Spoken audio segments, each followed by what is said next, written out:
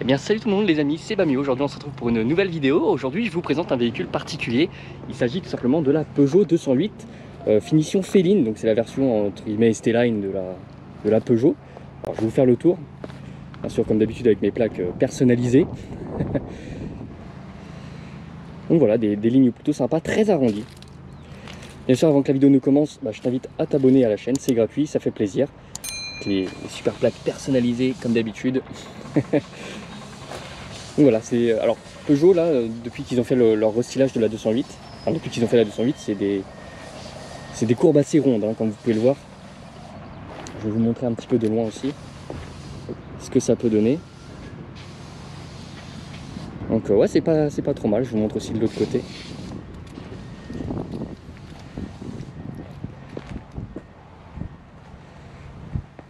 Alors, donc on est sur des jantes 17 pouces.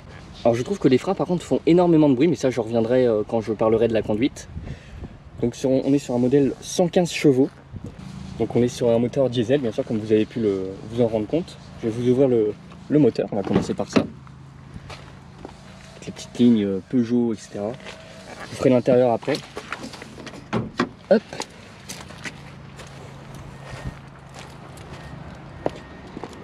Donc pour la motorisation, il s'agit tout simplement d'un 115 chevaux, 1,6 litre HDI, voilà, donc c'est un moteur diesel qui a pas mal de couple, elle a 1500 Nm de couple, c'est pas trop mal, c'est un 4 cylindres aussi, c'est pas un 3 cylindres. J'ai pas trop l'habitude des 4 cylindres, en tout cas ça envoie bien, j'avoue.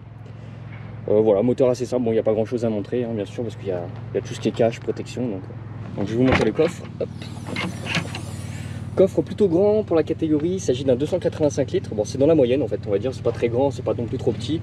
Il y a assez de place pour mettre les courses, quelques valises, etc. Donc non, ça va, il s'en sort plutôt bien. Alors donc je vais vous montrer l'arrière. Ah, enfin surtout l'intérieur. Comme vous pouvez le voir, c'est pas super grand.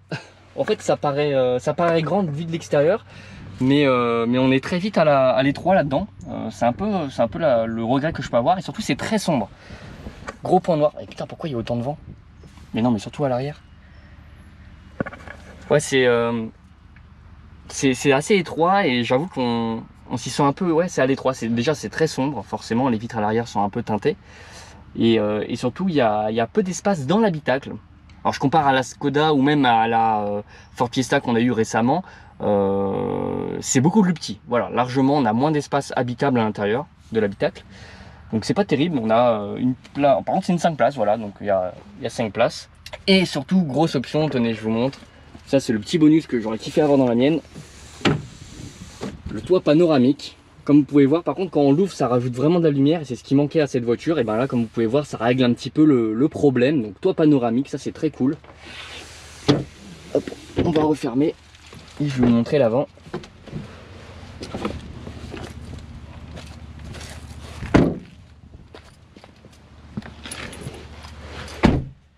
Bon, pour l'intérieur, enfin pour l'avant, c'est plutôt pas trop mal, voilà, on s'y sent bien.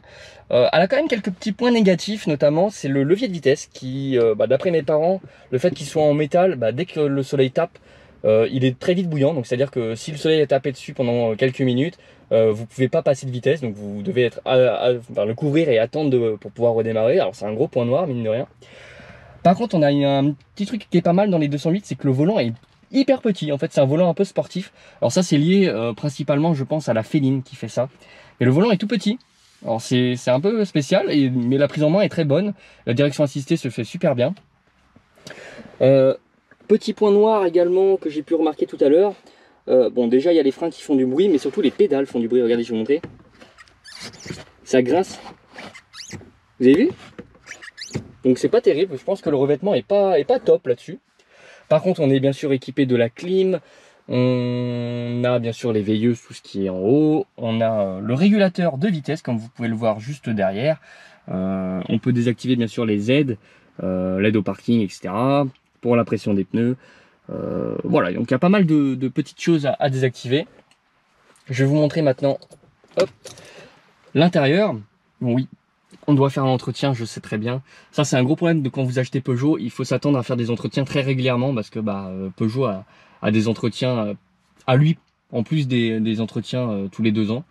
Donc il faut prendre ça en considération, bien sûr. Par contre, c'est des véhicules qui coûtent pas cher en assurance et qui coûtent pas cher du tout en entretien, voilà, parce que les pièces coûtent pas cher, c'est des véhicules très fréquents, donc il n'y a pas de souci. Donc ce véhicule-là à 42 000 km, là avec le plein, j'ai fait 1253 km, et comme vous pouvez voir, je suis bientôt à la réserve, mais j'y suis pas encore, donc mine de rien, ça tient plutôt bien. C'est un diesel, forcément, ça consomme pas grand-chose. On a petit écran tactile, donc assez simple. On peut bien sûr brancher le téléphone en Bluetooth, par contre il n'y a pas de Android Auto ou de CarPlay, petit point noir, j'avoue. Voilà, donc conduite, on a le GPS bien évidemment, on a les consommations, là il me dit que je peux faire 185 km actuellement.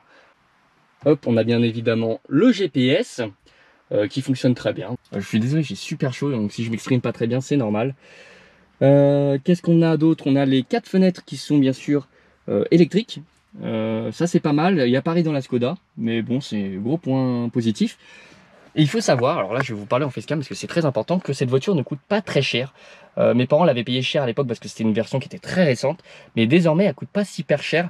Vous pouvez trouver ces modèles là aux alentours des en dessous de 10 000 € en tout cas.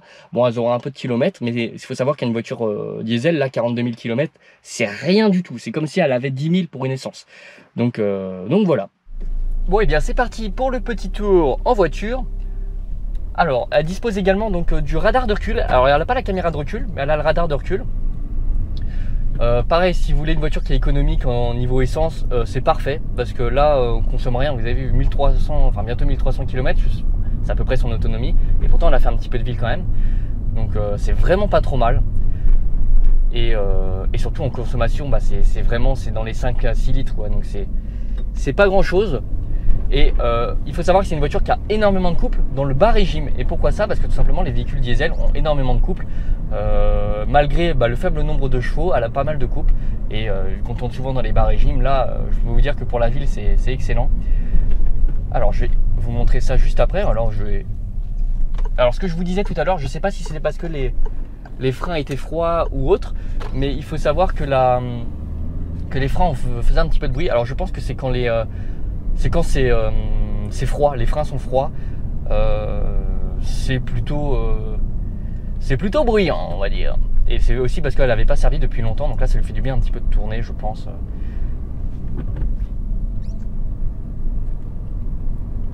Niveau de l'insonorisation, c'est pas trop mal, là d'après ce que je vois, on est bien, ouais, c'est insonorisé, c'est assez insonorisé. On n'entend pas grand chose.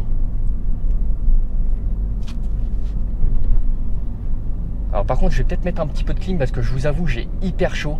C'est pas possible là, j'en peux plus. Alors j'espère que vous entendrez pas trop, j'espère que le micro-cravate va fonctionner parce que le nombre de vidéos où le micro-cravate ne fonctionne pas. Par contre, ouais, réduis un peu parce que là tu es très fort quand même je trouve. Alors pourquoi il avance pour lui? Il n'y a personne là pourtant. Ah oui non, de l'autre côté, ok. Alors c'est parti, je vais vous faire un petit test d'accélération. Alors j'ai mis en première parce que c'est pas bon de tirer en première. Et c'est parti.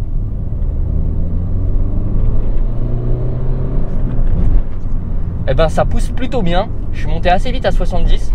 On va juste réduire parce que c'est 50 dans le virage. Mais honnêtement, waouh.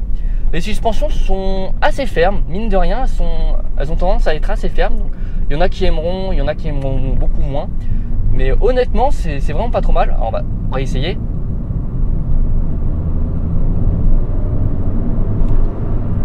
Ok, et dis donc ça pousse énormément. Et ben écoutez, je suis plutôt impressionné. J'ai pas l'habitude de conduire des véhicules diesel et je trouve qu'elle pousse beaucoup plus que la 307 que mes parents avaient à l'époque. Pourtant elle avait 136 chevaux je crois la 307, si je dis pas de bêtises. Soit c'était une 110, soit c'était une 136. Donc écoutez, je suis plutôt surpris parce que ça pousse énormément. Donc c'est la bonne nouvelle, écoutez.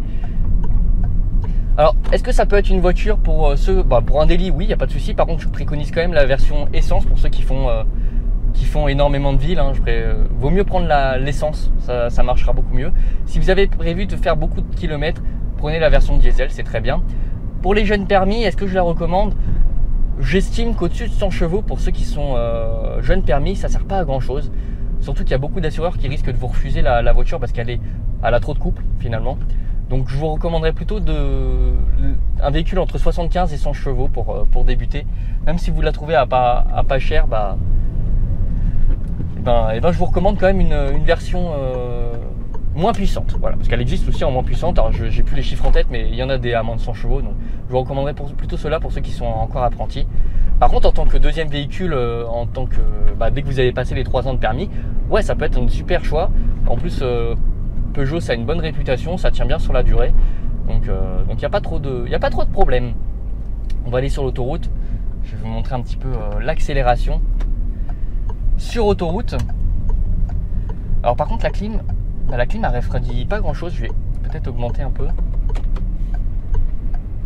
Ouais, la clim elle est plutôt moyenne pour l'instant. Bah ouais, ça refroidit moyen. Je sais pas si je suis juste. Non, je suis en clim en plus assez. Bah écoutez, bonne question, je sais pas, mais en tout cas c'est un petit peu décevant. Ah si, ça y est, ça commence à refroidir, c'est que c'était pas assez fort. Ouais, la clim moyen. Pour l'instant je suis pas trop rassuré. Ce qui est plutôt sympa je trouve sur cette voiture, c'est le compteur. Bon, il n'y a pas trop d'informations, il y a le strict nécessaire. Par contre c'est vrai que je trouve que c'est plutôt marrant. On va y aller avant le camion. Oh, bah c'est bon, il tourne. Et alors attention, je vais me taire, vous êtes prêts? Écoutez bien vos mirettes.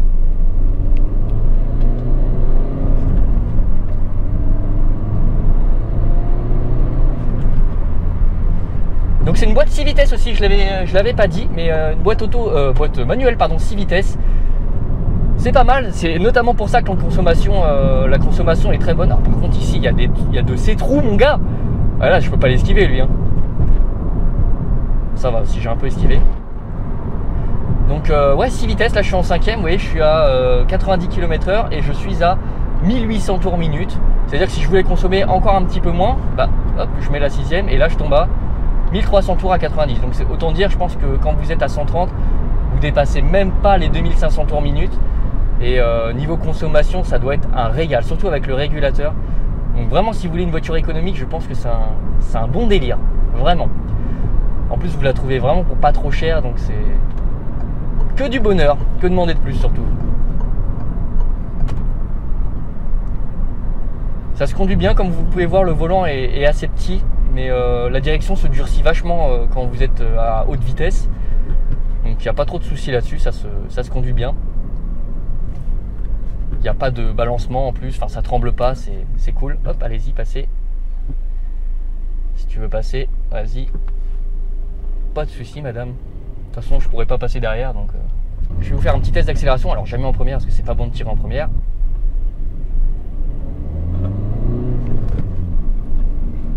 Hop là, c'est parti. Bon, ça avance bien hein. La vache. Non, je suis plutôt satisfait de ce véhicule, ouais. Pour le coup, ça un bon bail. Si vous voulez commencer, en plus ça vous coûtera pas cher. C'est l'argument principal, pas cher, économique et en plus sécuritaire parce que voilà tout l'équipement. Puis elle est équipée, oui, elle est super équipée en plus. Ça et c'est la version féline. Je sais que vous pouvez trouver des versions avec le look moins sportif, mais pour beaucoup moins cher encore. Franchement, 208, très bon bail, très bon bail. Oui, je sais que je ne prends pas bien le rond-point, mais sinon après les gens ils coupent la route, donc on n'a pas le choix ici. Hein. Enfin voilà, c'était le test de la